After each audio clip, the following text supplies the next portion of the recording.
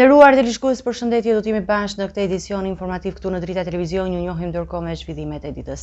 Presidenti Bajram Begaj dhe politikanë të tjerë, duke përfshirë kryetarin e kuvendit Elisa Spiropali dhe ministrin Igli Hasani, kanë dedikuar urimet e tyre grave dhe vajzave shqiptare me rastin e ditës ndërkombëtare të gruas, duke theksuar rëndësinë e barazisë dhe respektit për të drejtat e grave. Presidenti i Republikës Bajram Begaj ka uruar të gjithë gratë dhe vajzat shqiptare me rastin e ditës së ndërkombëtare të gruas, duke cilësuar ato si forca e vërtetë e jetës. Në një postim në rrjetin social X, ai ka shpërndar foto nga takimet dhe vizitat që ka zhvilluar me gratë dhe vajzat gjatë periudhës së presidencës, duke theksuar angazhimin e tij për t'i mbështetur ato.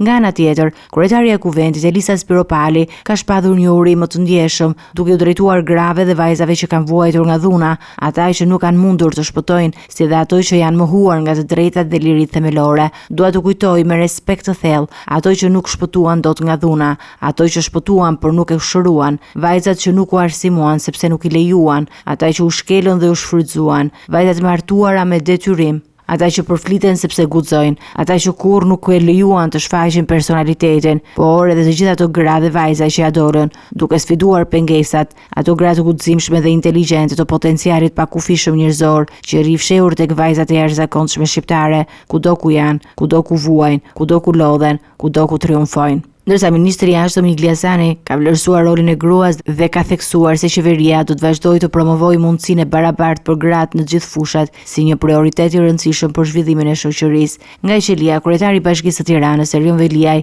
tha se u kujdes të LPR-sit veçantë që për gjatë 8 marsit gratë dhe vajzat të përdorin transportin publik falas. Një urim për vajzat, gratë dhe nënat shqiptare ndau nga paraburgimi dhe kreu i Partisë së Lirisë Ilir Meta, duke theksuar se vlerat e familjes po conohen nga agendat antikombëtare sorosiste, sipas tij tek prindi 1 dhe prindi 2. Për ministrin e punëve të brendshme Ervin Hoxha, gratë në strukturat e policisë janë shembull i forcës dhe vendosshmërisë.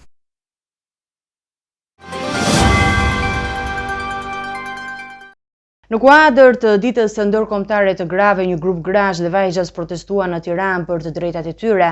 Ata marshuan nga sheshi Skënderbej deri në bulevardin Dëshmorët e Kombit, duke kërkuar barazi dhe liri. Protestuesit të mbanin pankarta që kundërshtonin krimet ndaj grave, të cilat shpesh paven si krime pasioni. Edhe disa burra u bashkuan marshimit për të mbështetur në këtë mënyrë kërkesat për drejtësi dhe ndryshim. Në kuadër të ditës së ndërkombëtare të grave, një grup i vogël grash dhe vajzash marshuan në rrugët e Tiranës duke kërkuar të drejtat barabarta dhe liri. Pjesëmarrësit, të cilët mbanin pankartat dhe shprenin për mbrojtjen e të drejtave të grave, marshuan nga sheshi Skënderbej deri në bulevardin Dëshmorët e Kombit, duke ndalur përpara kryeministrisë dhe në zonat e bllokut. Ata kërkuan barazinë dhe ngacmuan çështjet e krimeve ndaj grave, të cilat shpesh shpjegojnë si krime pasioni, duke quajtur ato femicid. Pankartat e tyre thoshin: mos ma merrni lirin, jemi gra të igra, digjeni patriarkatin dhe nuk është krim pasioni, është femicid. Protesta kishte një atmosferë energjike me tupana dhe thirrje për drejtësi. Edhe disa burra u bashkuan marshimit duke mbështetur kërkesat e grave për ndryshim. 8 marsi, dita që njihet si dita e grave, shërben si një moment e reflektimi dhe angazhimi për projektet, për barazit dhe për drejtësi për të gjitha gratë pa dallim feje, race apo kultura.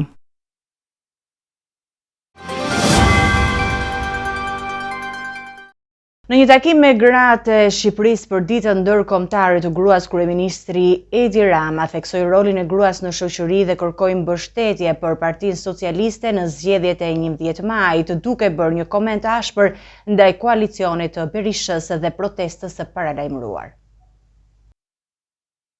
Në përkujtim të ditës së ndërkombëtare të gruas, kryeministri Edi Rama zhvilloi një takim me gratë dhe vajzat e Shqipërisë, duke vlerësuar rolin e rëndësishëm që ato kanë në shoqëri. Rama theksoi se nëse burrat nuk do të kishin votuar, Partia Socialiste do të kishte fituar 90 mandate, duke shprehur besimin se partitë femra kanë një forcë të padiskutueshme.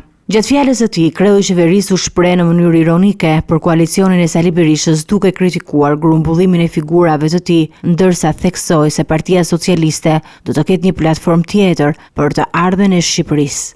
Ndryshe nga të tjerët që kanë grumbulluar të gjitha rraqet mashkullore të Shqipërisë në emër të një madhështie që Zoti e di se ku është, se gjëja më madhështore që unë shoh në ata anë janë mustaqet e kujtim gjuzit, po e vetmja gjë madhështore. Shikojeni mustaqet e kujtim gjuzit dhe aty e keni kartë vizitën e madhështisë së asaj bauleje me rraqe, ne do të kemi një qasje krejt tjetër.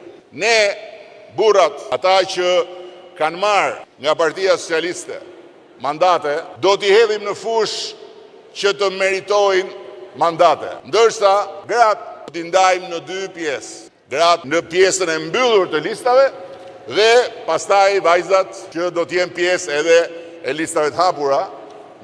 Në një tjetër moment të fjalës së tij, ai shfrytëzoi mundësinë për të komentuar protestën e paralajmëruar nga Berisha, ku u bëri thirrje që fëmijëve të mos shkonin në shkollë dhe të protestonin për mbylljen e TikTokut. Lajthitja e madhe e thirrjes për të mos shkuar në mësim fëmijët dhe prindrit për t'i mbajtur fëmijët në shtëpi që mos shkojnë në mësim sepse do mbyllet TikToku, tregon në fakt se sa rreziqe tjera mund të presim nga një mendje e ikur për territal. Rama theksoi se ky ishte një veprim pa sens, duke theksuar se protestat të tilla janë një paralajmërim për rreziqe që mund të mos vinë nëse do të përfshihet mendja e gabuar në vendimarrje. Ai bëri thirrje që në 11 maj të mbështetet Partia Socialiste për të mos humbur mundësinë për të avancuar në negociata në anëtarësimin në Bashkimin Evropian. Kryetari i Partisë Demokratike Sali Berisha akuzoi kryeministrin Edi Rama për përkeqësimin e marrëdhënieve me Greqinë. Sipas tij, çështja Beleri është një arrestim politik që fsheh interesa mafioze të Ramës. Ai e cilësoi Shqipërinë si një narkoshtet të zhytur në korrupsion. Berisha thotë se shkatërimi i drejtësisë ka larguar investitorët e huaj dhe ka dëmtuar ekonominë e vendit. Sali Berisha ka deklaruar se Shqipëria nuk plotëson asnjë nga kriteret për anëtarësimin në Bashkimin Evropian, përveç pozicionit të saj gjeostrategjik. Në një intervistë për mediat greke Liberal, ai ka kritikuar ashpër qeverinë e Edi Ramës, duke akuzuar për korrupsion të lartë, arrestimin e liderëve opozitar dhe manipulimin e drejtësisë. Në asnjë mënyrë absolute Shqipëria nuk plotëson asnjë kriter përveç pozicionit gjeostrategjik. Një vend që arreston në vitin elektoral 3 lider të opozitës së partive kryesore, një vend që u merr mandate me gjykata kundërshtarëve politik, se i kontrollon ato dhe shpall se do të mbyllë rrjetet sociale. Ky vend me një shkallë të lartë korrupsioni, më të imagjinueshëm, me afera korruptive të cilat shkojnë miliarda. Ky vend i cili është një narkoshteti i parë dhe i vetëm në Europë, ku përfaqësuesi i Sinalos pritet në zyrën e Edi Ramës dhe marrin licenca për kazino dhe resorte me 5 yje.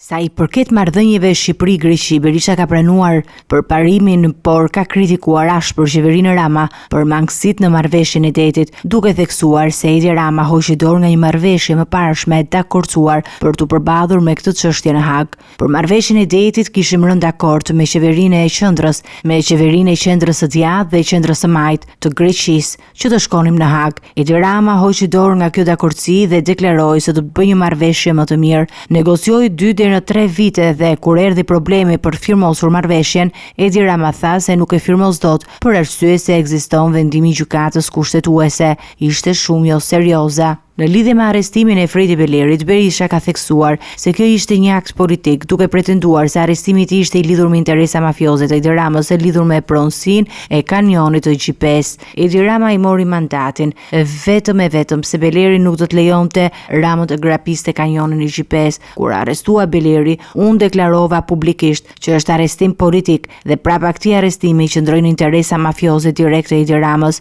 Nuk e dija se Edi Rama është pronësuar pas një dokument kadastral kanionin e GPS, një nga kanionet më të bukura të Jonit dhe të Mesdheut, për nënën dhe kushëritë e tij. Berisha ka përmendur gjithashtu se non grata shpallja e tij është rezultati i lobimeve të korruptuara nga Edi Rama dhe George Soros, duke i quajtur një vendim të padrejtë dhe të motivuar politikisht. Kryetari i Partisë Demokratike Sali Berisha ka paraqitur programin që do të fuqizojë gratë dhe vajzat në rast të fitores së koalicionit të tij në zgjedhjet e 11 majit. Ai ka akuzuar Edi Ramën si kryeministrin më mizogjen që Shqipëria dhe Europa kanë parë ndonjëherë. Gjatë ditës së ndërkombëtare të gruas, Berisha denonsoi gjithashtu edhe vjedhjen e një fondi prej 60 milion eurosh nga qeveria, që duhej në fakt të shpërndahej për gratë shqiptare. Kryetari i Partisë Demokratike Sali Berisha ka prezantuar një program të ri që synon fuqizimin e grave dhe vajzave shqiptare nëse koalicioni që ai drejton fiton në zgjedhjet e 11 majit. Gjatë fjalës së tij në ditën ndërkombëtare të grave, Berisha ka akuzuar me tone të ashpra kryeministrin Edi Rama duke quajtur atë kryeministrin më mizogjen që ka pasur Shqipëria dhe Europa. Kryeministri Edi Rama është kryeministri më mizogen që ka patur Shqipëria ndonjëherë dhe që ka njohur Europa. Ato shpërthime që pat ju, pa qira Tovolins, ato janë zakonshme në mbledhjen e Këshillit të Ministrave. Janë të zakonshme në ditën e tij të punës. Ndaj edhe ai nuk thot dot një fjalë të vetme në mbrojtje, në mbështetje të grave dhe vajzave. Nuk ka një projekt të vetëm. Nuk mund të tregoj kjo qeveri një projekt të vetëm me cilin ajo lufton për suksesin e tyre. Ai ka denoncuar gjithashtu abuzimin me një fond prej 60 milionë eurosh që kishin ardhur nga qeveria franceze për mbështetje të grave shqiptare, të cilën i quajti të vjedhura dhe të humbura për shkak të përfshirjes së tij në buxhetin e shtetit. I akordoi qeverisë shqiptare 60 milionë euro të destinuara për ndihmën e grave. Dhe ç'është e vërteta, unë e vlerësova. Po pse ku shkuan ato? Ato u futën në buxhet për të vjedhur. 60 milionë euro nuk ishin pak, se me 60 milionë euro mund të zbusje kredit e mira grave në biznes. Me 60 milionë euro mund të mbështesje mira startupe të tyre. Mund ndërmidhje pra ishte plus që ligji e kërkon se në ato 60 milionë euro të ofruara ndihmë bujare do të fusë edhe ti një fond, do të fusë edhe ti një përqindje për të treguar, por aty ky fond kaloi i tëri u trupzuan buxhet dhe humbi krejtësisht destinacionin e tij. Berisha ka garantuar se nëse Partia Demokratike do të vijojë në pushtet, do të realizojë politikat që mbështesin aktivitetin e grave dhe vajzave dhe do të luftojë për të ulur varfërinë në vend.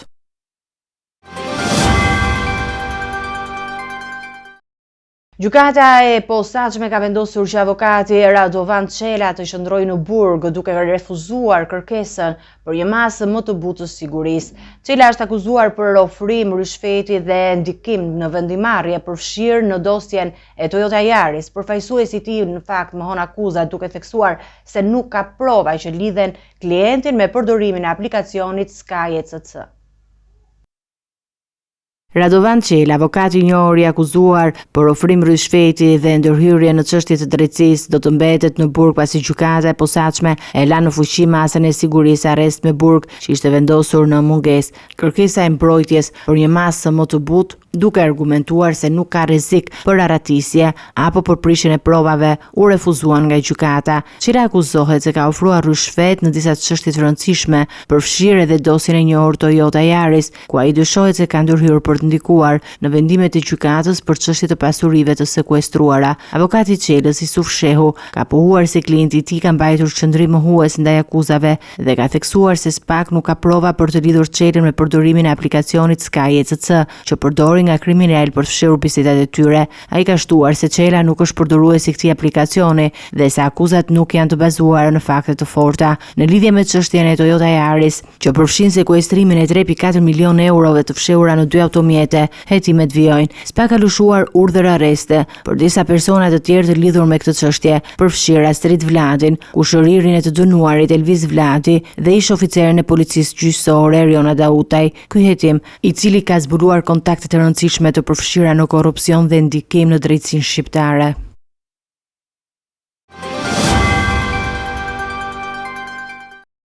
Eci me zhvillimet nga rajoni, policia e Kosovës ka sekuestruar armë dhe municion në fshatin Bajs në veri të vendit. Operacioni u krye pas raportimeve nga pjesëtarët amerikan të KFOR-it. Kjo është hera e dytë brenda një jave që autoritetet zbulojnë pajisje ushtarake në veri. Situata në atë zonë mbetet e tensionuar pas sulmit të shtatorit 2023 ndaj policisë së Kosovës. Policia e Kosovës ka konfiskuar armë, municion dhe pajisje të tjera ushtarake në fshatin Banjisk, një zonë e banuar me shumicë serbe në veri të vendit. Operacioni u ndërmor pas raportimit nga pjesëtarët amerikan të KFOR-it, të cilët hasën në mjetet të dyshimta brenda një mulliri të vjetër dhe të braktisur. Policia tha se ka konfiskuar uniforma ushtarake, 3 gjoksore për mbajtjet e armatimit, 3 granata dore, 3 karikator të zbrazët të armës së gjatë, 2 shok bomba, një bombë ndriçuese dhe 28 fishek të armës së gjatë. Sipas autoriteteve, armët dhe municioni i gjetur në Leposavish i takonin pjesëtarëve të organizatës Mbrojtja Civile, e shpallur terroriste në Kosovë. Ky është rasti i dytë brenda një jave që policia konfiskon pajisje ushtarake në veri, pas një operacioni të mëparshëm në Leposavish më 28 shkurt, ku u gjetën armë dhe uniforma që i përkisnin organizatës Mbrojtja Civile, e shpallur terroriste në Kosovë. Ministri i Brendshëm Xhelal Sveçta dhe drejtori i policisë Gazmend Hoxha kanë paralajmëruar për rrezikun e grupeve të armatosura në veri. Zona mbetet e tensionuar pas sulmit të 24 shtatorit 2023 ndaj policisë së Kosovës, ku mbeti i vrarë një rreshter dhe u gjetën sasi të mëdha armatimi.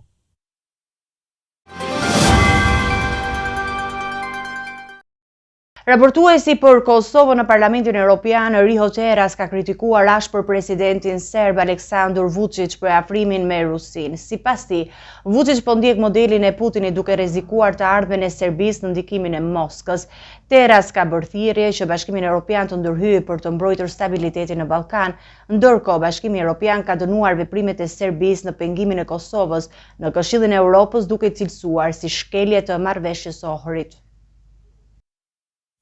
Raportuesi për Kosovën në Parlamentin Evropian, Riho Teras, ka reaguar pas deklaratave të fundit të presidentit serb Aleksandar Vučić dhe mbështetjes së hapur që ai mori nga lideri rus Vladimir Putin. Në një bisedë mes dy liderëve, Putin siguroi Vučićin për mbështetje të plotë në një kohë kur Serbia po përballet me protesta të mëdha antisheveritare.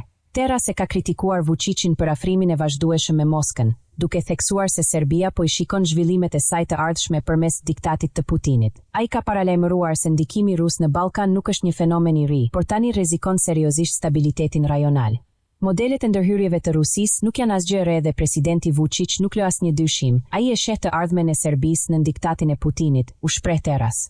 Ai ka bërë thirrje Bashkimit Evropian të veprojë për të ruajtur integritetin dhe pavarësinë e rajonit. Ndërkohë, BE ka reaguar ndaj veprimeve të Serbisë në Këshillin e Evropës, ku Beogradi ka penguar ftesën e Kosovës për të marrë statusin e kandidatit special në Komitetin Politik të Asamblesë. Një zëdhënës i BE-s e ka cilësuar këtë veprim si shkelje të marrëveshjes së Ohrit, duke theksuar se Serbia nuk po respekton angazhimet për normalizimin e marrëdhënieve me Kosovën. Situata në Ballkan mbetet e tensionuar, ndërsa raportet mes Serbisë dhe Perëndimit vazhdojnë të përkeqësohen për shkak të lidhjeve të saj të ngushta me Moskën. Bashkimi Evropian ka thënë se do dërgojë trupa të shtesë në misionin e vet të paqëruajtëse në Bosnjë e Hercegovinë për shkak të rritjes së tensioneve mes qeverisë qendrore dhe liderëve të entitetit serb të Bosnjës, Republika Srpska. Misioni i Bashkuar Evropian në Bosnjë tha të premten se do të rrisë përkohësisht numrin e trupave paqëruajtës në Bosnjë, pa treguar saktësisht se sa do të jetë numri.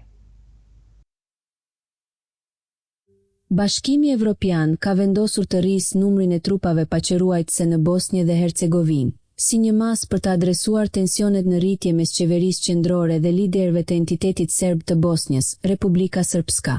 Misioni i EUFOR-it, Forcë Paqëruajtëse Ndërkombëtare, ka njoftuar se do të rrisë përkohësisht praninë e saj në territorin e Bosnjës. Megjithatë nuk është specifikuar numri i saktë i trupave që do të dërgohen. Në një komunikat të lëshuar nga EUFOR-i, thuhet se kjo mas ka për qëllim të ndihmojë Bosnjën në ruajtjen e sigurisë dhe stabilitetit, duke theksuar se kjo veprimtari është e lidhur ngushtë me mbështetje ndaj autoriteteve të Bosnjës për të ruajtur rendin e përgjithshëm. Kjo vendim vjen pas një tensioni të madh, pas vendimit të gjykatës kushtetuese të Bosnjës për të pezulluar ligje që ishin miratuar nga Kuvendi i Republikës Srpska, që kufizojnë funksionimin e institucioneve shtetërore dhe krijojnë mundësi për ndarje. Pjesë e forcës EUFOR janë trupa nga vende të ndryshme të BE-s dhe rajonit, duke përfshirë Austria, Greqinë, Italinë dhe Turqinë.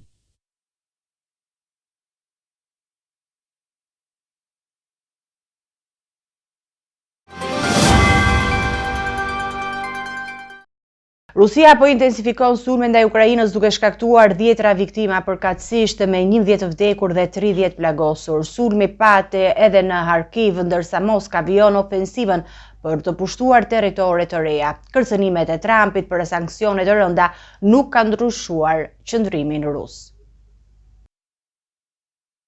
Pavarësisht kërcënimeve të Donald Trump për sanksione të ashpra ndaj Rusisë, Kremlini nuk ka ndryshuar kurs dhe ka vazhduar me bombardime masive në Ukrainë. Gjatë natës mes të premtes dhe të shtunës, raketat dhe dronët rus kanë shkaktuar të paktën 14 viktima dhe 10 të plagosur në disa qytete ukrainase.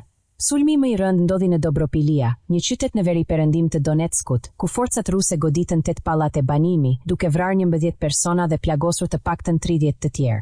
Sipas autoriteteve ukrainase, ofensiva ruse ka për qëllim të marrë kontrollin e plot të rajonit të Donetskut, një objektiv strategjik i Moskës që nga fillimi i luftës. Ndërkohë, Harkivi, një tjetër qytet i madh Ukrainas pranë kufirit me Rusin, u përball me një valë të re sulmesh. Bombardimet atje shkaktuan viktima dhe dëme të mëdha në infrastrukturën civile. Presidenti Ukrainas Volodymyr Zelensky deklaroi se këto sulme tregojnë se Rusia nuk ka ndryshuar strategjinë e saj dhe vazhdon agresionin për të zgjeruar territoret e pushtuara. Në përgjigje të përshkallëzimit të sulmeve, ish presidenti amerikan Donald Trump paralajmëroi Kremlinin për sanksione të rënda dhe tarifa të paprecedenta që sipas tij do të godasin rënd ekonominë ruse. Megjithatë, deri tani Moska nuk ka dhënë asnjë sinjal tërheqjeje dhe ofensiva ushtarake vazhdon me të njëjtin intensitet. Donald Tusk, kryeministri i Polonisë, njoftoi një plan për trajnime ushtarake masive për çdo mashkull të rritur, duke theksuar nevojën për një ushtri prej 500.000 trupash dhe duke eksploruar mundësinë bërthamore si pjesë e strategjisë për sigurinë. Kryeministri i Polonisë Donald Tusk njoftoi një iniciativë të re për të zhvilluar trajnime ushtarake në shkallë të gjerë për çdo mashkull të rritur në Poloni, si pjesë e një strategjie për forcimin e sigurisë kombëtare përballë rritjes së kërcënimeve të mundshme. Tusk theksoi se plani i qeverisë është të krijohet një ushtri e rezervistëve prej 500.000 ushtarësh, që përfshin burra të trajnuar në rast lufte. Ky program synon të krijojë një forcë që mund të përballojë kërcënimet e mundshme që lidhen me situatën aktuale të sigurisë në Evropë. Përveç kësaj, Tusk theksoi se ai nuk po kërkon rikthimin e shërbimit ushtarak të detyrueshëm, por një sistem rezerv bazuar në modelin zviceran, ku çdo burr është i detyruar të shërbejë ose në ushtri, ose në një shërbim civil alternativ, ndërsa gratë mund të shërbejnë vullnetarisht. Kryeministri përmendi gjithashtu nevojën për Poloninë të shërtojë mundësitë bërthamore dhe teknologjitë ushtarake moderne për të përforcuar mbrojtjen kombëtare. Tusk nënvizoi se ky është një hap i nevojshëm për të siguruar mbrojtje të fortë dhe të aftë për të përballur me kërcënimet e sigurisë që po shfaqen, veçanërisht në dritën e sulmeve ruse ndaj Ukrainës dhe pasigurisë që ka shkaktuar administrata Trump në lidhje me angazhimet ndaj NATO-s.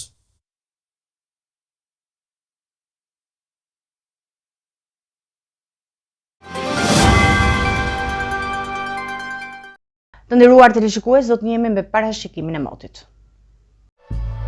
Territori shqiptar për datën 9 mars 2025, sipas të dhënave meteorologjike, parashikohet të përballet me kushte atmosferike të qëndrueshme. Sipas parashikimeve, pritet një ditë me kthjellime dhe orë me diell. Sipas parashikimeve, temperatura minimale parashikohet të jetë 4 gradë Celsius, ndërsa temperatura maksimale parashikohet të jetë 22 gradë Celsius. Era pritet të fryjë me drejtim nga jugperëndimi, me një shpejtësi maksimale të 2.7 deri në 3 metra për sekond, çka do të bëjë të krijohen dallgëzim deri në 2 ballë. Temperaturat minimale dhe maksimale për disa qytete kryesore të Shqipërisë do të jenë si vijojnë: Shkodër, 8 deri në 22 gradë Celsius; Kukës, 5 deri në 21 gradë Celsius; Peshkopi, 5 deri në 21 gradë Celsius; Tiranë, 4 deri në 20 gradë Celsius; Durrës, 8 deri në 20 gradë Celsius; Kavaj, 8 deri në 20 gradë Celsius; Elbasan, 6 deri në 21 gradë Celsius; Berat, 6 deri në 22 gradë Celsius; Korç, 0 deri në gradë Celsius; Vlorë, 8 deri në 21 gradë Celsius; Gjirokastër, 3 deri në 21 gradë Celsius; Sarand, 8 deri në 21 gradë Celsius. Territori i Kosovës për datën 9 mars 2025, sipas të dhënave meteorologjike, parashikohet të jetë i qëndrueshëm. E gjithë dita do të jetë me kthjellime dhe orë me diell. Sipas parashikimeve, temperatura minimale do të jetë 3 gradë Celsius, ndërsa temperatura maksimale parashikohet të jetë 19 gradë Celsius. Era do të fryjë kryesisht nga juglindja, me një shpejtësi maksimale 2.5 deri në 3 metra për sekond, ndërsa temperaturat minimale dhe maksimale për disa qytete kryesore të Kosovës do të jenë si vijojnë: Mitrovica 3 deri në 19 gradë Celsius, Podujev 3 deri në 19 gradë Celsius, Skënderaj 3 deri në 19 gradë Celsius, Peje 1 deri në 17 gradë Celsius, Prishtinë 3 deri në 18 gradë Celsius, Gjakov 1 deri në 17 gradë Celsius, Malishev 2 deri në 18 gradë Celsius, Gjilan 1 deri në 17 gradë Celsius, Ferizaj 1 deri në 17 gradë Celsius, Kaçanik 1 deri në 16 gradë Celsius, Suharek 3 deri në 17 gradë Celsius, Prizren 1 deri në 16 gradë Celsius. Ishte gjithçka e përgatitur në këtë edicion informativ. Ju faleminderit për mundjen tuaj. Bashkë do takohemi në edicione të tjera. Deri atëherë, miru takofshim.